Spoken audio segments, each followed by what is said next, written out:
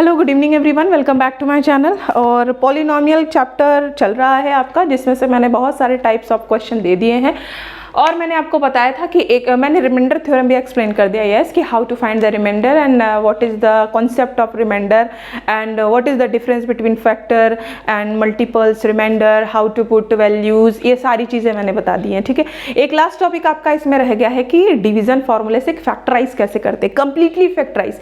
जब क्वेश्चन में आपको बोलेगा completely factorise then how to do the completely factorisation, so इसको कहते हैं रिमाइंडर थ्योरम भी कहते हैं। अब हम करेंगे कैसे, देखिए आपका जो एक पॉलिनोमियल दे रखा है, इस पॉलिनोमियल में हम क्या करते हैं, सबसे पहले कुछ वैल्यू, इसने कुछ नहीं लिखा, इसने फैक्टर भी नहीं दिया, कुछ नहीं दिया, इसने सिर्फ बोला कि आप फैक्टराइज कीजिए।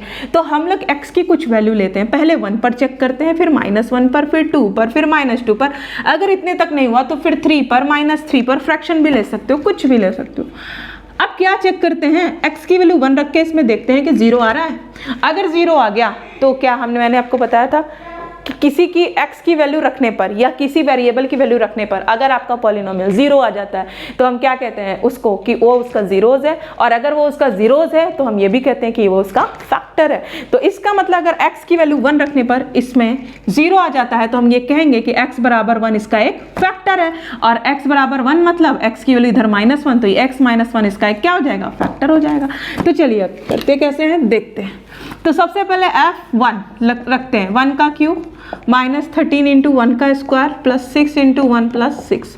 तो 1 का क्यूब -1, 13, 1 का स्क्वायर इंटू 1 और 6 plus 6, 1 -13, 6 12।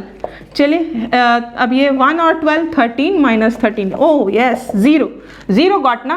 If you are getting 0 that means कि x बराबर 1 is the factor of this, और इसको कैसे लिखते हैं बच्चों, x -1। अब हमें पहला चीज मिल गया कि इसको किससे डिवाइड कर सकते हैं, x -1 से। x -1 इसका फैक्टर है, और अगर ये इसका फैक्टर है तो इसको डिवाइड करना चाहिए ना भाई, इसको फुली डिवाइड करना चाहिए, परफेक्टली डिवाइड करना चाहिए, और रिमाइंडर कितना देना चाहिए, 0। तो चलिए देखते हैं कि क्या ये रिमाइंडर 0 देगा या नहीं देगा। तो इतना आपने देख लिया, अब आगे करते हैं। चलिए इसको करते कैसे हैं, डिवीजन फॉर्मूले से। पहले हम इसको बनाते हैं और यहाँ जो आपका गिवन पॉलिनोमियल है उसको लिख दीजिए, लिख दिया।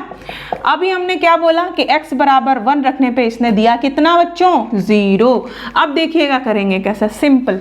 यहाँ x क्यूब है ना और यहाँ x है, x के पावर 1 है और यहाँ x के पावर 3 है।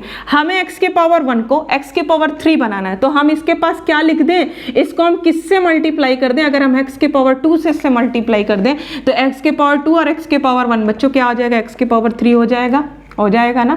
और अगर x के पावर 2 का इससे मल्टीप्लाई किया तो बच्चों इससे भी करेंगे। इसके आगे क्या है, प्लस, और ये प्लस और ये माइनस क्या हो जाएगा, माइनस। तो x square into 1x square. अब इसका ये रूल है, बस देखते जाइए, ठीक है। करेंगे क्या, अब ये दोनों प्लस में है, इसको हमारा टेंडेंसी होता है कि इसको काटना है, आगे वाले को काटते जाना है, तभी तो हमारा रिमाइंडर आएगा, ठीक है। अगर हम इसको काटना चाहते हैं तो ये भी प्लस है, ये भी प्लस, तो हम साइन को कर देंगे चेंज, ये माइनस तो ये प्लस। अब ये देखिए ये वाला कट गया।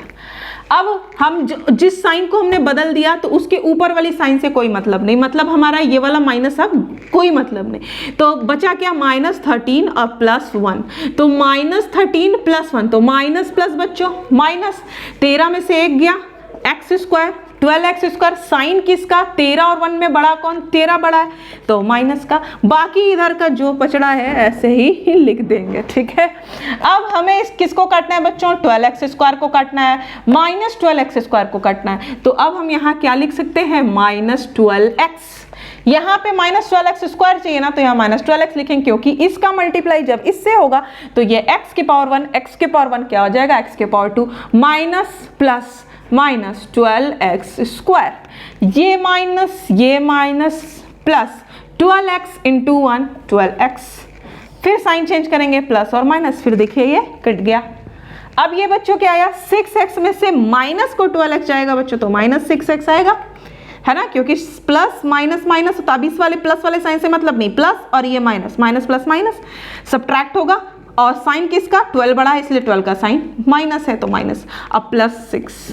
अब हमें क्या चाहिए बच्चों, -6x को काटना है, तो यहां लिख दीजिए चुपचाप -6।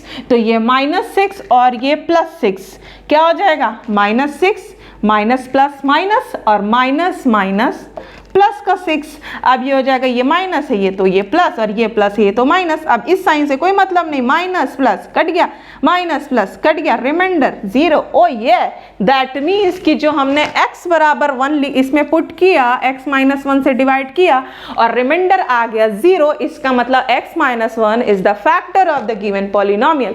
तो हमारा आधा काम तो हो गया, आधा काम हमारा फिनिश। ये आप अच्छे से कर लीजिएगा। माइनस प्लस का थोड़ा सा लफड़ा होता है, बच्चे बहुत कंफ्यूज हो जाते हैं इस तरह के क्वेश्चन में, तो माइनस प्लस को बहुत ध्यान से करिएगा। अगर माइनस प्लस एक भी जगह गलती हुई तो आपका रिमाइंडर 0 बच्चों नहीं आया। अगर रिमाइंडर 0 नहीं आ रहा है इसका मतलब कि गलती हो गई कहीं, ठीक है। और जरूरी नहीं कि हर बार रिमाइंडर 0 आए, अगर फैक्टर है तो 0 आएगा, अगर फैक्टर पूछ रहा है चेक कीजिए तो 0 नहीं भी आ सकता, ठीक है। अब हमारा कितना आ गया था यहाँ पे, एक्स स्क्वायर माइनस 12x और माइनस 6, ये आया था ना हमारा, ठीक है। अब क्या ये हम, अब देखिए हमारा एक फैक्टर तो x माइनस 1 बन गया, अब इसके 3 वैल्यू आनी चाहिए ना, तो हमारा ये तो आ गया। अब इसको कैसे सॉल्व करेंगे, 6 में 1 का मल्टीप्लाई किया, 6 का ऐसा फैक्टर करें कि 12, क्या ऐसा हो सकता है, क्या ऐसा आ सकता है, कभी नहीं आ सकता ना, 4 3 जा 12, कभी नहीं आएगा ऐसा। तो इसको हम सॉल्व कर देंगे किससे बच्चों, श्रीधराचार्य नियम से कर देंगे। तो श्रीधराचार्य नियम क्या होता है, इसके नीचे लिखिए ax square plus bx plus c, x square के आगे कुछ नहीं तो 1, तो a की वैल्यू 1, b की वैल्यू माइनस 12, c की वैल्यू माइनस 6।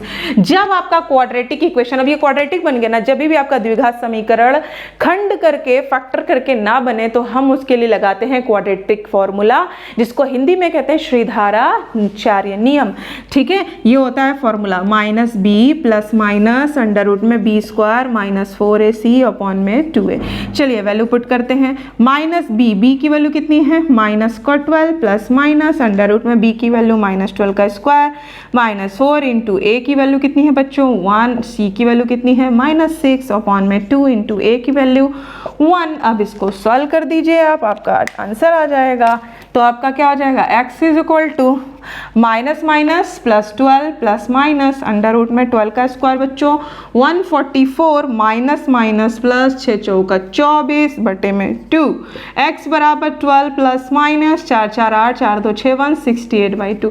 अब देखिए 168 किसी का भी फैक्टर, किसी का परफेक्ट स्क्वायर नहीं होता, so it will not be coming out of the root, तो ये रूट के बाहर नहीं आएगा। तो आपकी एक x की value 12 plus minus under root में 160, एक बार प्लस ले लीजिए और एक बार आप माइनस ले लीजिए, तो आपकी कितनी वैल्यू हो गई, x बराबर 1 था ना, तो x बराबर 1 था, एक ये वैल्यू हो गई और एक ये हो गई और एक ये हो गई। तो आप में x के पावर 3 था, तो कितने सॉल्यूशन आने चाहिए थे 3, तो एक आपका सॉल्यूशन x बराबर 1, एक x बराबर ये पूरा और एक x बराबर ये पूरा। तो इस तरह से करते हैं हम लोग कंप्लीटली फैक्टराइज, ठीक है।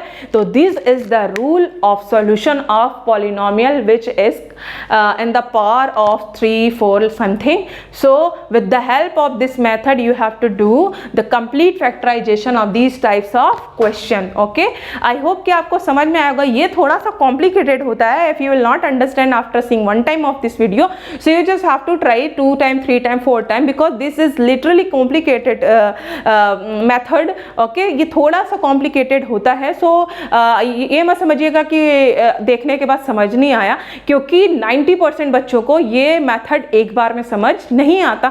इसको आपको थोड़ा सा 10 बार क्वेश्चन आपको प्रैक्टिस करने पड़ेंगे, 10 से 12 बार आप एक वीडियो को देखेंगे तो आपके दिमाग में बिल्कुल ये चीज़ बैठ जाएगी कि प्लस माइनस का क्या लफड़ा चल रहा है, ठीक है। अगर आपको वीडियो अच्छी लगे तो लाइक शेयर सब्सक्राइब करिए, चैनल को ज़रूर शेयर कीजिए और पढ़ते रहिए, कमेंट जरूर करिए।